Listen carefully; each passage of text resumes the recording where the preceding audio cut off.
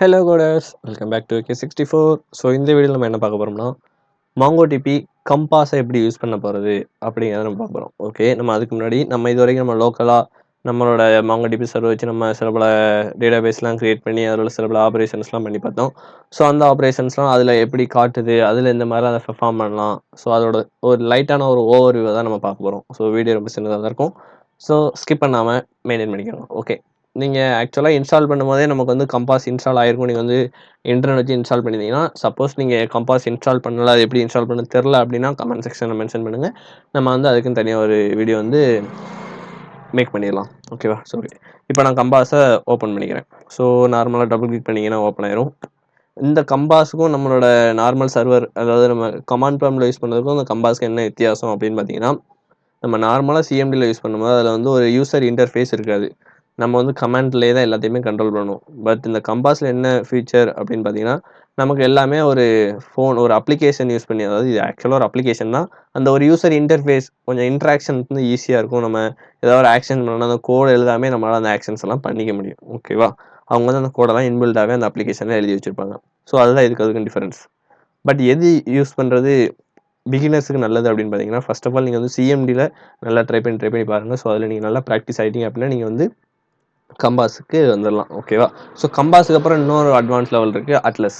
So அட்லஸில் வந்து நம்ம ஆக்சுவலாக அட்லஸ் யூஸ் பண்ணோம்னா நம்ம வந்து அது ஒரு அக்கௌண்ட் கிரியேட் பண்ணணும். ஸோ அதெல்லாம் நம்ம வந்து நெக்ஸ்ட் வீடியோவில் பார்த்துக்கலாம். ஓகேவா? ஓகே, இப்போ நம்ம கம்பாஸ் ஓப்பன் ஆகிடுச்சு. ஓப்பன் ஆனால் இப்படி தான் இருக்கும். நான் ஃபுல் ஸ்க்ரீன் வச்சுக்கிட்டேன்.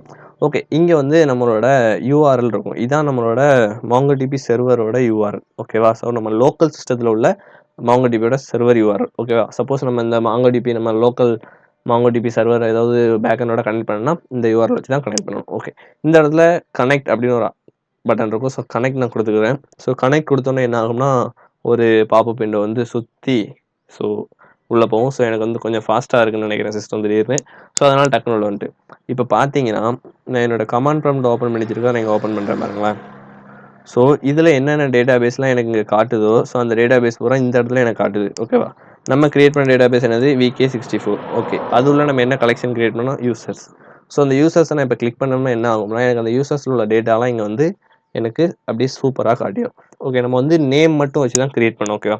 ஸோ அதனால இங்கே நமக்கு நேம் மட்டும் தான் காட்டுது. இப்போ நான் இதில் உள்ள ஏதாவது எடிட் பண்ணணும் அப்படின்னா இந்த பட்டனை கிளிக் பண்ணோம்னா என்னால் எடிட் பண்ண முடியும். ஓகேவா? இப்போ என்னால் இந்த VK64 மாற்றி என்ன மாற்ற போகிறேன்னா ஆப்பிள் அப்படின்ட்டு மாற்ற போகிறேன்.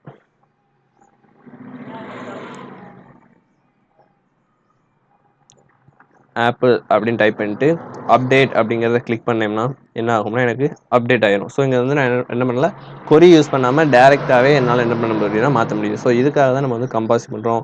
அதுக்கப்புறம் என்னலாம் பண்ணலாம் அப்படின்னா நம்மளால் டெலிட் பண்ணிக்க முடியும். ஸோ காப்பி பண்ணிக்க முடியும். ஸோ இது டெலிட் பண்ணுறது.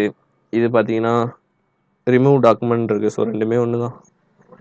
இல்லை அதான் ரிமூவ் டாக்குமெண்ட். இது பார்த்தீங்கன்னா ஆக்சுவலாக காப்பி பண்ணுறது மாதிரி தான் இருக்குது. சரி, ஓகே, நம்ம அதை பற்றி நம்ம அதெல்லாம் தேவையில்ல. சப்போஸ் உங்களோட ஏதாவது இதில் எக்ஸ்ட்ரா டேட்டா ஆட் பண்ணணும்னா ஸோ இந்த இடத்துல ஆட் டேட்டான்னு இருக்குது. இந்த ஆட் டேட்டாவில் நீங்கள் என்னலாம் பண்ணலாம்னா உங்கள்கிட்ட ஏதாவது ஒரு CSV ஃபைல் இருக்குது, அது JSON இருக்குன்னா அதை வச்சு இன்சர்ட் பண்ணிக்கலாம். இல்லைனா நீங்கள் மேனுவலாகவே இன்சர்ட் பண்ணிக்கலாம். ஓகேவா? தென் உங்கள் டேட்டாவெல்லாம் எக்ஸ்போர்ட் பண்ணணும் அப்படிங்கிற பட்சத்தில் இந்த இடத்துல எக்ஸ்போர்ட் டேட்டான்னு இருக்கும். நீங்கள் JSON-ஆவும் எக்ஸ்போர்ட் பண்ணிக்கலாம், CSV ஃபைலாகவும் எக்ஸ்போர்ட் பண்ணிக்கலாம். ஓகேவா? ஸோ இந்த மாதிரி நிறைய ஆப்ஷன்ஸ் வந்து நமக்கு கம்பாஸில் இருக்குது. ஸோ அதனால தான் நம்ம வந்து கம்பாஸ்க்கும் தனியாக ஒரு வீடியோ போட்டுடலாம். ஆக்சுவலாக இதை நம்ம எப்போ யூஸ் பண்ணோம்னா ஒரு டேட்டாவை எக்ஸ்போர்ட் பண்ணணும் அப்படின்னா கம்பாஸ் வழியாக மட்டும்தான் எக்ஸ்போர்ட் பண்ண முடியும். கோடு வழியாக எக்ஸ்போர்ட் பண்ணணும்னா அதுக்கு நிறைய கொரிஸ்லாம் தெரிஞ்சிருக்கணும். ஸோ அந்த அளவுக்கு காம்ப்ளிகேஷனாக நம்ம போக வேண்டாம் அப்படிங்கிறதுனால தான் நம்ம டேரெக்டாக கம்பாஸ் வச்சு யூஸ் பண்ணிக்கலாம். ஸோ கம்பாஸ் யூஸ் பண்ணுறதுக்கு உங்களுக்கு எந்த வித டேட்டா கனெக்ஷனும் தேவையே இல்லை. ஓகேவா? ஸோ நீங்கள் கம்பாஸை வச்சு நம்ம லோக்கல் சர்வரை மட்டும்தான் ஆக்சஸ் பண்ண முடியுமா அப்படிலாம் கிடையாது. நம்ம சர்வரில் ஆக்சுவலாக சர்வர் பேக்கெண்டில் ரன் ஆகிட்டு இருக்க ஒரு சர்வர், ஒரு எப்படி சொல்ல, ஒரு ஹோஸ்ட் ஆகிருக்க ஒரு அப்ளிகேஷனில் ஒரு MongoDB டேட்டாபேஸை நம்ம பேக்கெண்டில் கனெக்ட் பண்ணி ஆல்ரெடி ஒர்க் ஆகிட்டு இருக்கு. அந்த டேட்டாபேஸையும் கூட நம்ம இந்த கம்பாஸில் கனெக்ட் பண்ணிக்க முடியும். ஸோ அதெல்லாம் நம்ம அடுத்தடுத்த வீடியோவில் பார்க்கலாம். ஸோ அட்லஸ் எப்படி நம்ம கிரியேட் பண்ணுறோம், ஸோ அட்லஸில் உள்ள டேட்டாபேஸை தான் நம்ம வந்து ஆக்சுவலாக ரியல் டைம் அப்ளிகேஷன்ஸ்க்கு யூஸ் பண்ணுவோம். ஓகேவா? ஸோ அங்கே நம்ம பணம் கொடுத்தும் வாங்கிக்கலாம், ஃப்ரீயாகவும் வாங்கிக்கலாம். ஸோ இந்த மாதிரி நிறைய ஆப்ஷன்ஸ் அட்லஸில் இருக்குது. ஸோ அதெல்லாம் கொண்டு வந்து நம்ம டேரெக்டாக கொரியிலேயே போட்டு கனெக்ட் பண்ணுறத விட கொஞ்சம் கஷ்டமாக இருக்கும், காம்ப்ளிகேஷனாக இருக்கும். அப்படிங்கிறதுக்காக தான் நம்ம வந்து கம்பாஸில் வந்து கண்டினியூ பண்ணுறோம். ஓகேவா? ஸோ இப்போ நான் இந்த லோக்கல் இதை டிஸ்கனெக்ட் பண்ண என்ன பண்ணுவேன், இந்த இடத்துல ஒரு 3 டாட் இருக்கும். அந்த இடத்துல நம்மளோட இன்ஃபர்மேஷன் எல்லாமே இருக்கும். ஓகேவா? ஸோ கம்பாஸோட செட்டிங்ஸ் எல்லாமே இருக்கும். இந்த இடத்துல கனெக்ட் அப்படின்னு ஒரு ஆப்ஷன் இருக்கும். ஸோ கனெக்ட்டை கிளிக் பண்ணிங்கன்னா அங்கே டிஸ்கனெக்ட் அப்படின்னு இருக்கும். ஸோ டிஸ்கனெக்ட்டை கிளிக் பண்ணிட்டீங்கன்னா நம்மளோட லோக்கல் சர்வர்லேருந்து டிஸ்கனெக்ட் ஆகி வெளியே வந்துடும். ஓகேவா? இப்போது எனக்கு வேறு டேட்டாபேஸ், அதாவது மாங்கோடிபிலேயே வேறு, அதாவது லைவில் இருக்குங்களா அந்த டேட்டாபேஸ் வேணும்னா அந்த லிங்க் எடுத்து இந்த டப்பாக்குள்ளே போட்டு கனெக்ட்னு கொடுத்தோம்னா அந்த டேட்டாபேஸ் கனெக்ட் ஆகிடும். ஸோ இவ்வளோ தான். ஸோ கம்பாஸ் உங்களுக்கு புரிஞ்சிருக்கும்னு நம்புகிறேன். ஸோ புரிஞ்சிருந்துச்சுன்னா ஒரு லைக் பண்ணிடுங்க, உங்கள் ஃப்ரெண்ட்ஸுக்கு ஷேர் பண்ணிடுங்க, சேனலை மறக்காமல் சப்ஸ்கிரைப் பண்ணிடுங்க. அடுத்த வீடியோவில் அட்லஸ் பற்றி நம்ம